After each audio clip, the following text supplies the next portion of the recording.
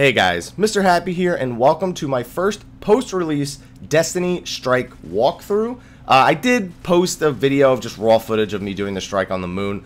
I did post a video back in beta on the strike on the Earth, but this is the first one I'm going to do post-release, and it's called the Nexus. You're going to experience it on Venus, and you're going to be primarily fighting against the Fallen and the Vex, which is an enemy that you will become acquainted with once you get to Venus. This strike you'll first encounter at level 14. That is the recommended level for it. You can do it a couple levels earlier, but that is basically the level where you'll probably do it.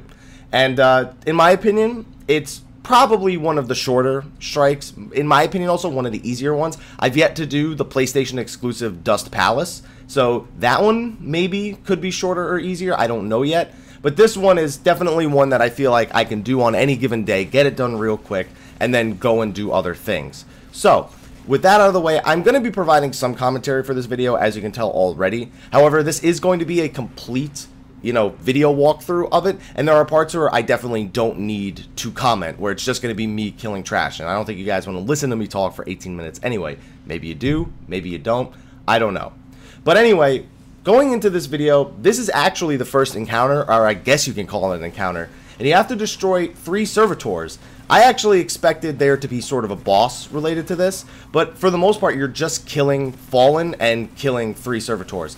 There are some collectibles hidden in this area. I believe we found a gold chest and a dead ghost somewhere in this room. One of the two is what you're looking for, but that's a different video entirely. Just if you're doing it, keep an eye out for one of those 2 things. My friend was telling me about it as we were doing it, and there's also just, I think, a loot chest somewhere in here as well. So anyway, that's all you have to do for this first encounter, which is why I don't really feel like it's necessary for me to comment over the entire thing. For the most part, you're going to just be killing trash mobs until the last boss. And the last boss is going to be Nexus Mine Secreon, which we will see towards the end of this video. However, at the moment, I don't have any more commentary to really add to this, so I'm going to bump the volume on the game itself. Apologies, there might be slight audio delay. I noticed it as I was watching this recording, that it seems like my bullets are kind of making a sound slightly after. I'm gonna have to check the settings on my Elgato to make sure that it's working okay. I do have a friend also in my strike team right now, but you won't be able to hear him, unfortunately. I don't have the correct cabling for my PlayStation 4 in order for you to hear the fire team chat, my voice, and there's the gold chest right there. See, I told you it was right there. And you're not going to be able to hear the fire team, my voice, and the strike itself. So I just decided to put the game audio here, turn it down for while I'm doing my commentary, and I'm going to bring it back up for when I'm not doing commentary. So hopefully you can get a pretty good idea of what this strike is going to be like. If you haven't seen the Bladedancer class, this is a little peek about what it's going to look like. I'm playing terribly on it right now, but it should be some good fun anyway. So guys, enjoy the video. I will be back when we get to any meaningful trash, or if there's nothing before that, when we get to Nexus Mine Secreon. So enjoy the video, and I'll see you guys in a few minutes.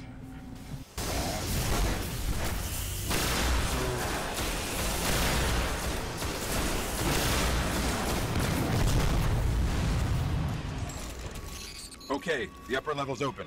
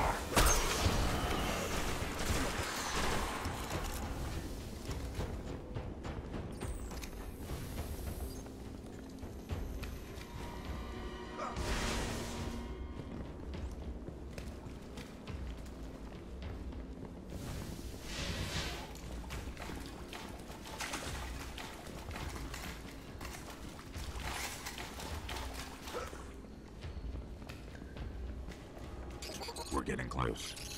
I'm detecting a massive surge from the dig site below us.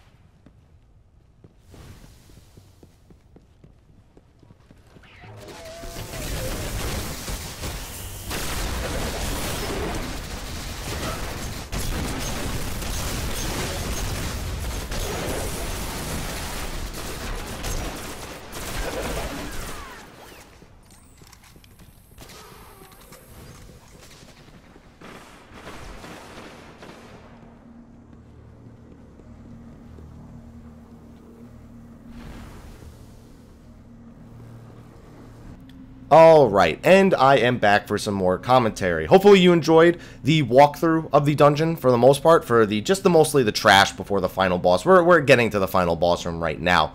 There are quite a few enemies, but the Vex are generally easy to deal with. You just shoot them in their very noticeable weak spot, and they should fall over pretty quick. There are some Minotaurs, which I believe have blue shields in this place. To be honest, I'm colorblind, and we kind of just used supers and raw power just to beat them in this. I wasn't really paying too much attention to my weapon types.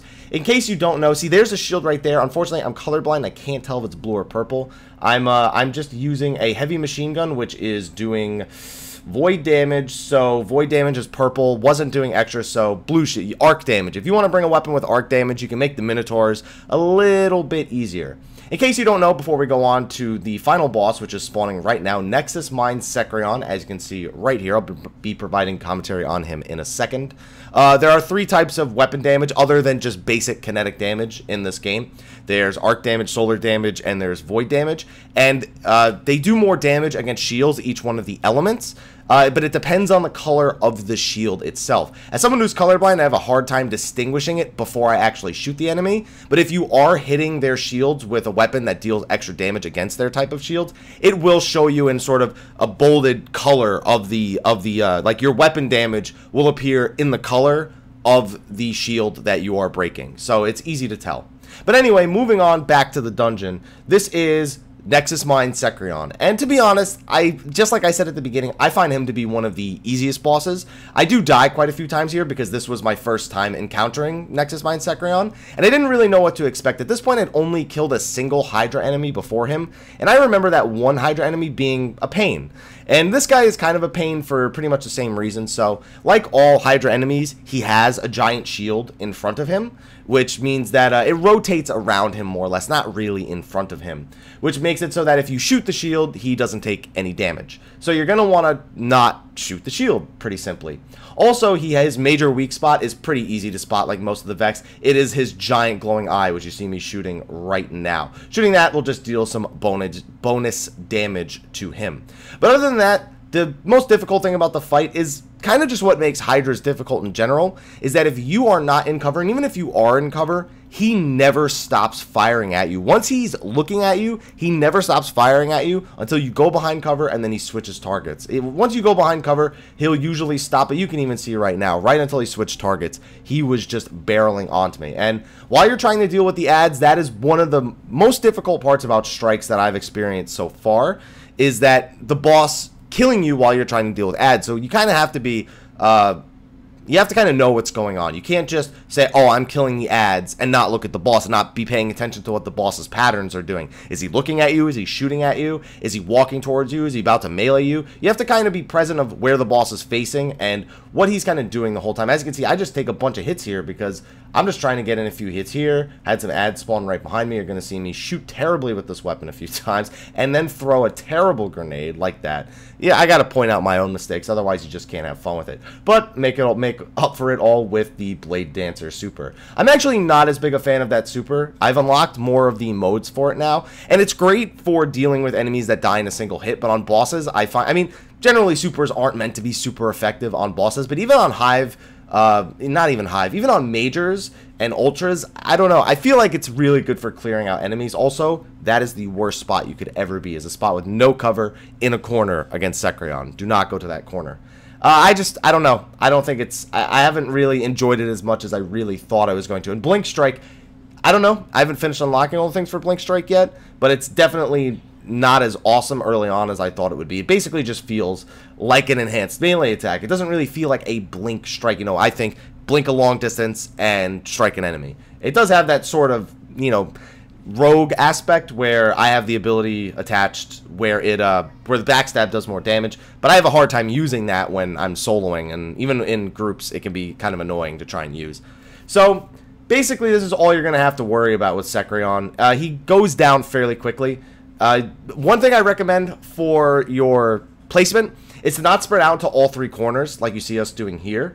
It usually means that the weak spot is going to be not really accessible for the most part. The only bonus is that it can mean that he turns away from you while his shield is facing you, and it gives somebody else the opportunity. So you have 2 options really. You can either have everybody sort of in the same area but not directly next to each other as to not draw the fire all at the same time. And that keeps the eye focused on you, and it means that everybody can be hitting the weak point at the same time. Unfortunately, the downside is if the shield is facing you, none of you are dealing any damage. Unless you're going to be using your supers, you're going to be throwing your grenades past it. We're kind of doing a little bit of both. At the beginning, when the shield wasn't facing us and we were all kind of in one place, we all took advantage of that and did as much damage as we could until ads spawn. And now we're kind of spreading out. Once some of us started getting picked off, like occasionally getting hit by Sekrion's attacks and dying, maybe getting killed by the ads, which we're dealing with right now, then we started spreading out because the ads are very, very easy to notice. One thing I also like about the Vex, the warning system for them spawning is very, very easy to notice. I think I might die right here. And just some more ads. You know, I don't think I encountered a single Minotaur during this fight, just as trash during the rest of the dungeon.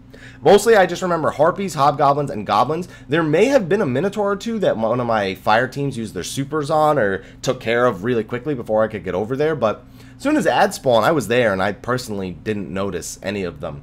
But that is basically Nexus Mine Sekrion. Like I said, the first time you're going to encounter this is at level 14. When you encounter it on the higher difficulties, do expect some changes. It's not going to be vastly different than it was before, but mostly just more difficult enemies to deal with. Not even just higher level, but different types of shields, different types of waves coming at you as the trash mobs do. Sekrion, I haven't actually experienced the boss having different mechanics in a higher difficulty, and I've done the strike playlist, the max level strike playlist. I haven't done the level 22 or anything past the level 22 strike playlist really. But this is the Nexus strike. Hopefully you enjoyed it. Hopefully this gave you a good idea of what to expect from the dungeon. Hopefully it gave you a little bit of insight about the Bladedancer class as well. I'm going to be quiet while we finish off this boss and then dance in the middle of the room. Hopefully you enjoyed this video. I'll let you finish it off. And until next time, take care.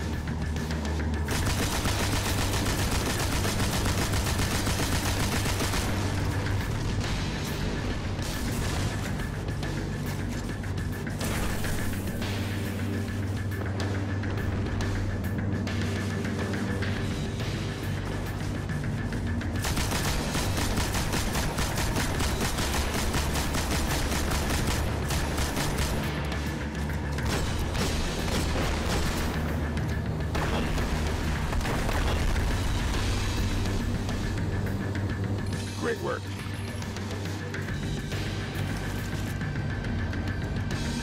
One tendril of the Vex surge has been severed, but their presence here still grows. In other dark places,